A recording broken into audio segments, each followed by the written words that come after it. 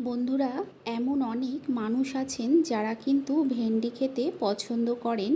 আবার এমন অনেক মানুষ আছেন যারা কিন্তু ভেন্ডি খেতে একেবারেই পছন্দ করেন না।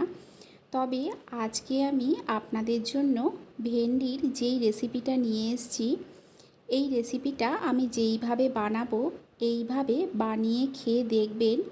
খেতে এতটাই সুন্দর হয়, যারা ভেন্ডি খেতে একেবারেই পছন্দ করে না তারাও কিন্তু পছন্দ করে খাবে। আর এটা শুধু ভাত দিয়ে খেতে ভালো লাগে না, রুটি দিয়েও খেতে কিন্তু ভীষণ ভালো লাগে। এই ভেন্ডির রেসিপিটা বানানোর জন্য আমি কিছু ভেন্ডি নিয়েছি। ভেন্ডিগুলোকে কাটার আগেই ভালো করে ধুয়ে পরিষ্কার করে একটা শুকনো কাপড় দিয়ে মুছে নিয়েছি। এতে কি হয়, ভেন্ডির মধ্যে পিচ্ছল ভাবটা আর থাকে না। তবে ভেন্ডি কিন্তু কাটার পর একেবারেই ধোবেন না, ধুয়ে মুছে তারপরে কেটে নেবেন। সমস্ত ভেন্ডিগুলোকে কেটে একটা বাটিতে রেখেছি। আর এখানে আমি নিয়ে নিয়েছি দুটো আলু, দুটো পেঁয়াজ আর কয়েক কোয়া রসুন। প্রথমেই এই আলুগুলোকে আমি কেটে নেব। প্রথমেই দেখুন ঠিক এই রকম পাতলা পাতলা করে গোল গোল করেই আলুগুলোকে কেটে নিতে হবে। তারপরে যতটা সম্ভব ছোট করে আলুগুলোকে কেটে নেওয়ার চেষ্টা করবেন। তবে লক্ষ্য রাখবেন আলুর টুকরোগুলো যেন একদম বড় না হয়। ভেন্ডি যেহেতু নরম সবজি, তাই আলুর টুকরোগুলো ছোট করে কাটলে রান্না করার সময় সুবিধে হবে। আলুগুলোকে কেটে জলে ভিজিয়ে রেখেছি যাতে এটা কালো না হয়ে যায়। এখন দেখুন পেঁয়াজ দুটোকে কেটে নিচ্ছি। দুটো পেঁয়াজকে আমি দু রকমভাবে কেটে নেব।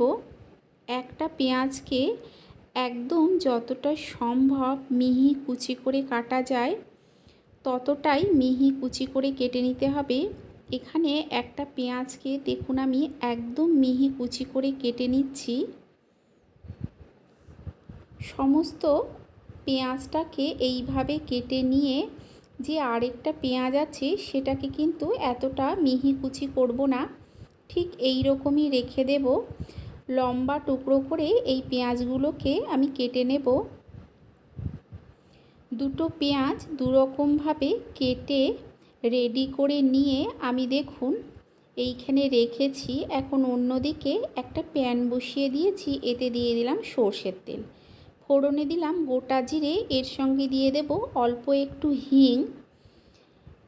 গোটা জিরে আর হিংটাকে দিয়ে দিলাম যে রসুনগুলো রেখেছিলাম, সেগুলোকে আমি থেতো করে নিয়েছিলাম সেই রসুনগুলো। সমস্ত ফোড়নগুলোকে দেখুন আমি কয়েক সেকেন্ড ভেজে নিচ্ছি। রসুনটাকে কিছুক্ষণ ভেজে নিয়ে একদম মিহি কুচি করে কেটে নেওয়া পেঁয়াজটাকে দিয়ে দিলাম। গ্যাসের ফ্লেমটাকে মিডিয়ামে করে দেব। মিডিয়ামে করে এই পেঁয়াজটাকে কিছুক্ষণ ভেজে নিতে হবে। পেঁয়াজটাকে অল্প কিছুক্ষণ ভেজে দিয়ে দিলাম দেখুন কয়েকটা গোটা কাঁচা লঙ্কা। কাঁচা লঙ্কাটাকে দিয়ে পেঁয়াজের সঙ্গে মিশিয়ে অল্প কিছুক্ষণ ভেজে নিয়ে এর মধ্যে দিয়ে দেব আমি লম্বা টুকরো করে কেটে নেওয়া পেঁয়াজগুলো। এই পেঁয়াজগুলোকেও আরও অল্প কিছুক্ষণ ভেজে নেব। তবে লক্ষ্য রাখবেন গ্যাসের ফ্লেমটা যেন মিডিয়াম টু হাইতে থাকে।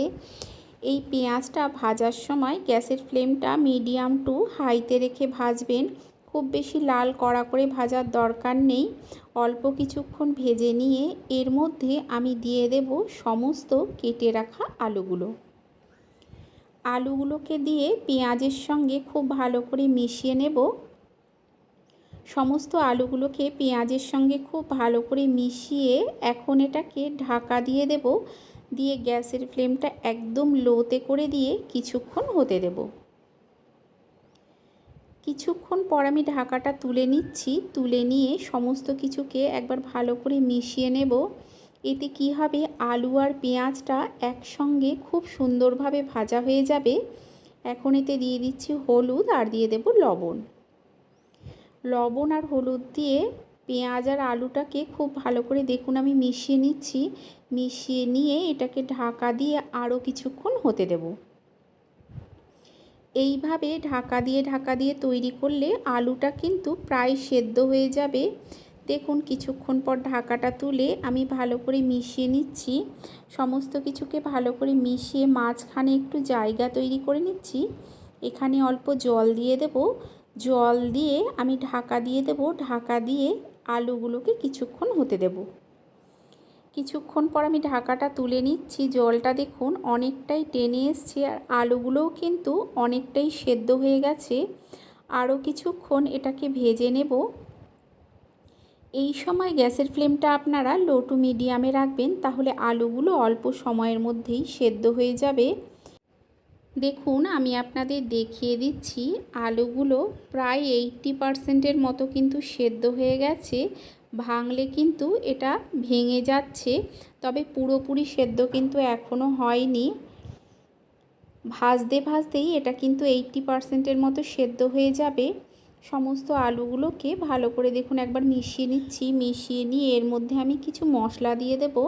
দিয়ে দিলাম 1/2 চামচেরও কম জিরে গুঁড়ো, অল্প হলুদ গুঁড়ো আর 1 চামচ লঙ্কার গুঁড়ো দিয়ে এই মশলাটাকে আলু আর পেঁয়াজের সঙ্গে মিশিয়ে আরও কিছুক্ষণ আমি ভেজে নেব। এই আলু আর মশলা পেঁয়াজের সঙ্গে মিশিয়ে ভাজার সময় গ্যাসের ফ্লেমটা কিন্তু লো টু মিডিয়ামে রেখে তৈরি করবেন, তাহলে মশলাটার কাঁচা গন্ধটা চলে যাবে আর কষানোটাও ভালো হবে। এই সময় দিয়ে দিলাম দেখুন সমস্ত ভেন্ডিগুলো আর দিয়ে দিলাম অল্প লবণ।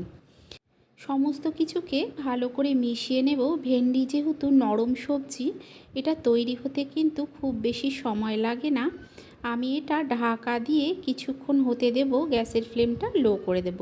আপনাদের যদি এই রেসিপিটা ভালো লেগে থাকে লাইক করে দেবেন, শেয়ার করে দেবেন, কমেন্ট করে জানাবেন যে কেমন লাগলো। আর চ্যানেলটাকে অবশ্যই সাবস্ক্রাইব করে দিয়ে পাশে থাকা বেল আইকনটা প্রেস করে দেবেন। এতে কি হবে, আমি যখন কোনো নতুন ভিডিও আপলোড করব নোটিফিকেশান সবার আগে আপনার কাছে পৌঁছে যাবে। কিছুক্ষণ এটাকে আমি হতে দিয়েছিলাম। দেখুন ভেন্ডিগুলো কিন্তু একদম নরম হয়ে গেছে। এখন গ্যাসের ফ্লেমটাকে লোতে করে এই ভেন্ডিটার আলুটাকে একটু সময় ধরে ভেজে নিতে হবে। ভীষণ সুন্দর খেতে হয় এই রেসিপিটা। গরম ভাতের সঙ্গে খেতে তো ভালো লাগেই, তবে রুটি দিয়েও খেতে কিন্তু ভীষণ ভালো লাগে। দেখুন একটু সময় ধরে আমি তৈরি করে নিচ্ছি। সব শেষে এতে দিয়ে দিলাম অল্প একটু গরম মশলার গুঁড়ো। গরম মশলার গুঁড়ো দিয়ে মিশিয়ে নিলেই তৈরি এই রেসিপি। আপনারা অবশ্যই একবার এইভাবে বানিয়ে খেয়ে দেখবেন। আশা করছি আপনাদেরও ভালো লাগবে। তাহলে চলুন আপনাদের সঙ্গে দেখা হচ্ছে আরও একটা নতুন ভিডিও নিয়ে।